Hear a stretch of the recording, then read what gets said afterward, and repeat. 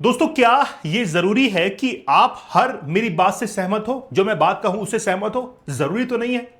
America हर बार जो शर्तें लगाता है दूसरे देशों के ऊपर, जरूरी नहीं है कि दूसरा देश उसको माने ही।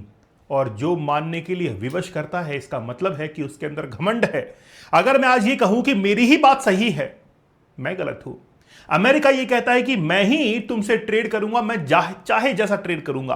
कार, बाजार, व्यापार, मिल्क, ठीक है, लीकर्स, पूरी तरीके से जो है कनाडा के ये प्रोडक्ट जो कि अमेरिका के अंदर होते थे, सबको तबाह किया। आज हम लोग बड़ा विस्तार से बात करेंगे कि अमेरिका ने आखिरकार कनाडा को 51 स्टेट कहा और कहा कि हम अगला कदम कनाडा की ओर लेने के लिए जा रहे हैं। और कनाडा के ऊपर जो टैरिफ लगाए गए, मार्क कार्नी जो कि कनाडा के पीएम हैं, क्या कहा? हम अभी वॉर के अंदर हैं, हम अभी युद्ध में हैं अमेरिका के साथ में। सोच के देखिए कि धीरे धीरे अमेरिका ने अपने ही सहयोगी देशों को अपने खिलाफ कर दिया है। आगे आने वाला समय अमेरिका के लिए बहुत भयानक और खतरनाक हो सकता है अमेरिका की आर्थिक व्यवस्था के ऊपर। कल को चलिए मान लीजिए, आज मुझे बताइए, एक छोटा सा एग्जांपल मैं देता हूं। आज हम लोग समाज के अंदर रहते हैं, सोसाइटी में रहते हैं, हम दूसरे लोगों के साथ में इतने अच्छे रिलेशंस बना के क्यों रखते हैं? वो इसलिए रखे जाते हैं कि कल को अगर मेरे पास में कोई बुरा वक्त हो तो मेरे सहयोगी जो है वो मेरे पास में आ सके। यही होता है। आज तो चलो मान लिया कि अमेरिका का अच्छा वक्त है, कभी तो बुरा आएगा, कभी कुछ ना कुछ तो अमेरिका के अंदर रिसेशन आएगा, अमेरिका के अंदर मंदी आएगी, इकोनॉमिक क्राइसिस आएंगे, तब अमेरिका के लोग दूसरे देशों के अंदर जॉब करने के लिए जाएंगे। बताइए क्या दूसरे देश के जो नागरिक हैं उनको वहां पर पनाह देंगे, जगह देंगे? कल को मान लीजिए ये सब कुछ नहीं हुआ, अमेरिका के पास में हथियार है, अमेरिका के पास में इकोनॉमिक जो है स्ट्रेंथ है, सुनामी आ जाए, साइक्लोन्स आ जाए, अर्थक्वेक आ जाए अमेरिका के अंदर, जरूरत पड़े उसको, कौन सा देश उसकी मदद करेगा? बताइए।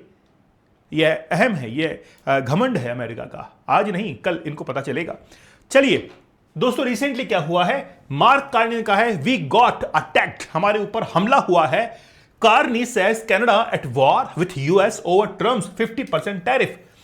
ट्रंप ने 50% का टैरिफ लगा दिया है। भारत के ऊपर भी कहा गया है कि हम भारत के ऊपर 100% टैरिफ लगाएंगे। तो ये टैरिफ क्या होता है, मैंने आपको कई बार समझाया है। मान लीजिए कि ये यूएसए है और ये इंडिया है, ठीक है। अब यूएसए ये चाहता है कि यूएसए के जो सिटीजन्स हैं, जिस प्रोडक्ट को वो बना रहे हैं, मान लीजिए कि यूएसए के अंदर एक पेन बन रहा है, उसकी कीमत 10 रुपए है। अब इंडिया भी पेन बनाने में एक्सपर्ट है, तो इंडिया क्या करेगा? उस पेन को एक्सपोर्ट करेगा कहां पर? अमेरिका के अंदर।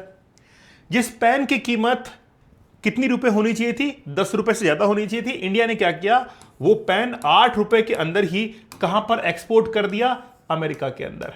और जो अमेरिकन सिटीजन 10 रुपए का पेन बना रहा था, इंडिया का पेन वहां पर गया, 8 रुपए के अंदर बिक रहा था, तो इंडिया के पेन ने अमेरिका के पेन को रिप्लेस कर दिया। तो अमेरिकन जो प्रोडक्ट्स है उसकी डिमांड घट गई, कोई नहीं लेगा, सब इसको लेंगे।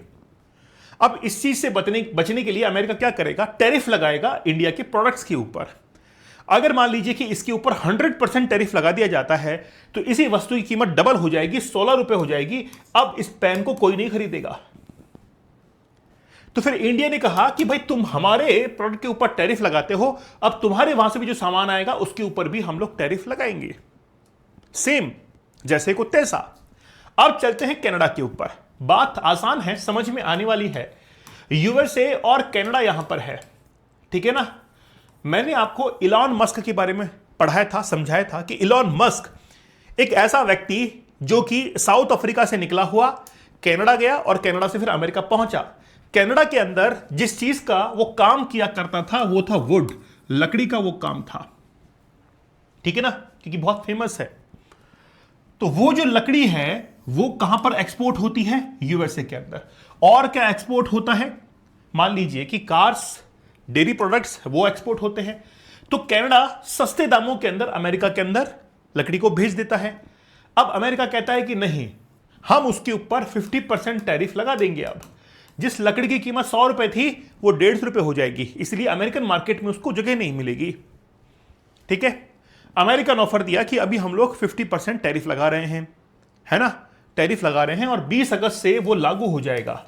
लेकिन 20 अगस्त के दिन 3 दिन तक और बैठक चली, 23 तारीख आ गई, है ना, 23 तारीख आ गई और बैठक 3 दिन तक चल रही थी, बेनतीजा रही। और अमेरिका ने कहा कि हम लोग 50% टैरिफ अब तो लगाएंगे। कनाडा ने कहा कोई बात नहीं, हम भी तुम्हारे ऊपर टैरिफ लगाएंगे, अब जितना तुम लगाओगे उतना हम लगाएंगे। तुम अगर युद्ध को उतर सकते हो तो हम भी युद्ध को जो है वो उतर सकते हैं। तो you are at war when you are attacked and we got attacked. तुमने युद्ध किया, हम भी युद्ध के अंदर शामिल हो गए, हम भी पीछे नहीं हैं। Okay, mark Carney said on Saturday को एक बात कही गई है, ठीक है, डॉलर फॉर डॉलर्स, मतलब बराबरी की बात है। तुम डॉलर्स में पेमेंट करोगे, हम भी डॉलर्स में पेमेंट करेंगे। तुम एक्सेप्ट करोगे, हम भी एक्सेप्ट करेंगे। तुम एक्सेप्ट नहीं करोगे, हम भी एक्सेप्ट नहीं करेंगे। तो हमारी करेंसी को एक्सेप्ट करोगे, हम भी तुम्हारी करेंसी को एक्सेप्ट करेंगे, यही बात है। ओके, ठीक है। अब किस किस चीज पर, इंक्लूडिंग देखिए dairy products, steel, house hold appliances, farming equipments, electronics, pulp and paper, ठीक है, ये सामान जो है वो कहां से जाता है, यूएस गुड्स अक्रॉस सेक्टर्स, ठीक है ना, यूएस गुड्स हैं। ओके, अब एक्चुअली में क्या है, फिर कनाडा ने कहा कोई बात नहीं, हम भी जो है तुम्हारे ऊपर टैरिफ लगाएंगे। अब वो कितना टैरिफ लगेगा, टैरिफ ये है, देखिए एक बात आसानी से आप और समझ लीजिए, कनाडा जितना सामान भेजता है अमेरिका के अंदर, जितना सामान भेजता है अमेरिका के अंदर, वो लगभग ये मान के चलिए 36 लाख करोड़ का है। उसमें से अमेरिका ने कहा कि हम लोग पूरे के ऊपर टैरिफ नहीं लगाएंगे, हम केवल 2 लाख करोड़ का जो सामान है उसके ऊपर ही 50% टैरिफ जो है लगेगा। जितनी भी गुड्स कनाडा से अमेरिका जाते हैं वो केवल उसका 5% है। मतलब ये मान के चलिए कि अगर 100 वस्तुएं अगर कनाडा से अमेरिका जाती हैं तो अमेरिका ने कहा कि हम लोग केवल 5 वस्तुओं के ऊपर ही टैरिफ लगाएंगे, 95 के ऊपर नहीं लगा रहे हैं। और जो 5 के ऊपर टैरिफ लग रहा है वो 50% तक पहुंच चुका है। मतलब बड़ा मामला पेचीदा है। चाहते क्या है, करना क्या चाहते हैं, है ना, ठीक है ना, करना क्या चाहते हैं कुछ समझ में नहीं आ रहा है ट्रंप। देखिए अल्जाइमर एक बीमारी होती है, उस बीमारी का इलाज जितना जल्दी हो जाए वो ठीक होता है अल्जाइमर्स का, नहीं तो मेमोरी के ऊपर उसका बड़ा गहरा और नेगेटिव असर पड़ता है। मैं ये बात क्यों कर रहा हूं, मैं तो गलत बात कर रहा हूं। We have recognised from the start that America has changed, America बदल चुका है। We recognise that sometimes its signature is written in pencil. अगर आप सिग्नेचर पेंसिल से करते हैं तो उसको मिटाए जाना बहुत आसान होता है। कई बार OMR जो एग्जाम देते हैं OMR शीट के ऊपर, कई बार जब घपले सामने आते हैं तो पेंसिल से वो OMR का जो राउंड है, गोला है, वो भरा जाता है ताकि बाद में उसको मिटाकर दूसरा भर दिया जाए, है ना, घपला होता है। तो एक्चुअली में इनका जो सिग्नेचर है वो कैसा है, पेंसिल के ऊपर। मतलब इनकी कोई बात की वैल्यू नहीं है, कनाडा कह रहा है कि कोई बात की वैल्यू नहीं है, कुछ भी कह सकते हैं, ठीक है ना। ओके, और we are not going back, हम पीछे जो है नहीं जाने वाले हैं। दोस्तों 50 डेज का हार्ड चैलेंज, 75 डेज का हार्ड चैलेंज आप लोग जरूर ज्वाइन कीजिएगा।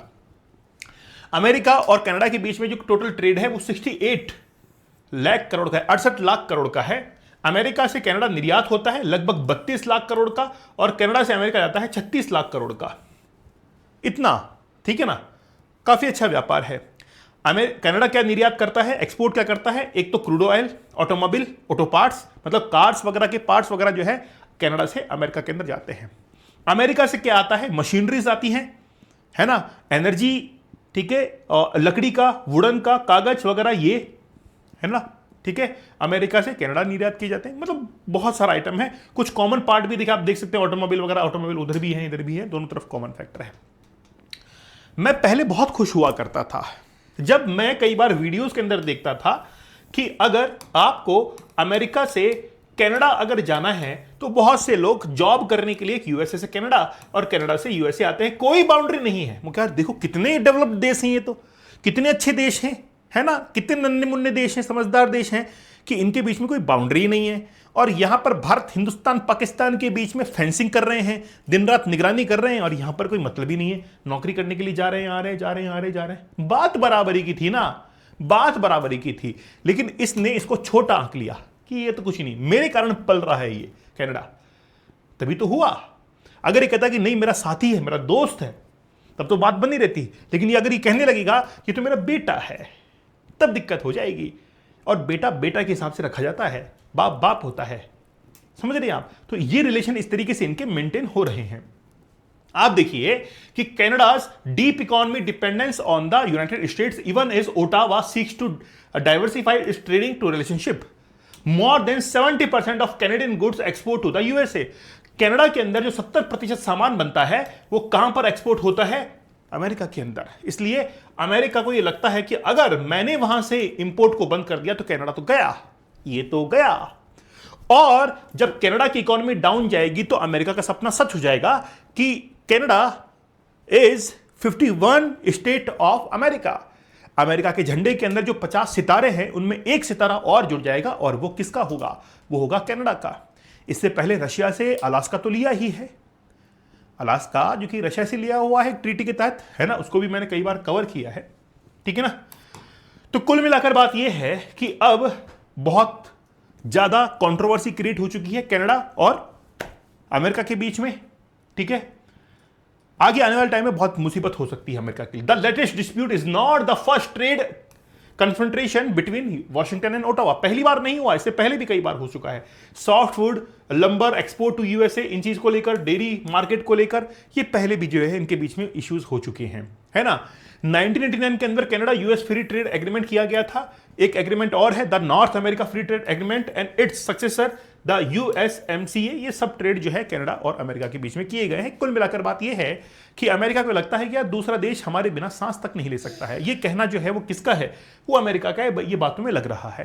तो अमेरिका अब ये चाहता है कि दूसरे देशों पर प्रेशर क्रिएट करके वो कोई भी हरकत कर सकता है।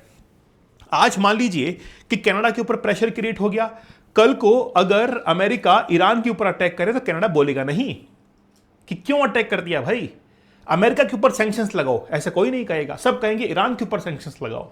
कभी सुना है कि अमेरिका के ऊपर सैंक्शंस लग गए? जबकि अमेरिकन तो एयर स्ट्राइक्स की हैं, कुछ भी नहीं हुआ, उसका कुछ भी नहीं हुआ है। दम चाहिए ना, तो पहले ही प्रेशर क्रिएट करके रखेगा देशों के ऊपर। अब डेनमार्क नहीं बोल सकता, वेनेजुएला नहीं बोल सकता, कनाडा नहीं बोल सकता है, नहीं बोल सकता ना। खैर गल्फ कंट्रीज, इजराइल वगैरह, ये तो कुछ भी नहीं बोल सकते हैं। पूरा गल्फ रीजन तो कुछ भी नहीं बोल सकता है। यूरोपियन जो कंट्रीज हैं उनमें से बहुत सारे देशों को चुप करवा दिया है। मुझे सबसे अच्छा देश लगता है स्विट्जरलैंड। कोई मतलब ही नहीं है, ना तो फर्स्ट वर्ल्ड के अंदर इन्वॉल्व था, नेक्स्ट सेकंड वर्ल्ड वॉर के अंदर, अभी भी कोई मतलब नहीं है। तुम जानो, तुम्हारा काम जाने। हमारे यहां पर केवल मीटिंग करने के लिए आना जेनेवा के अंदर, तुम्हारे मामलों को सुलझा जरूर देंगे, हम इन्वॉल्व नहीं होंगे। बड़ा अच्छा मामला है उसका। तो 75 डेज का हार्ड चैलेंज, 100 डेज का हार्ड चैलेंज बड़ा जबरदस्त है।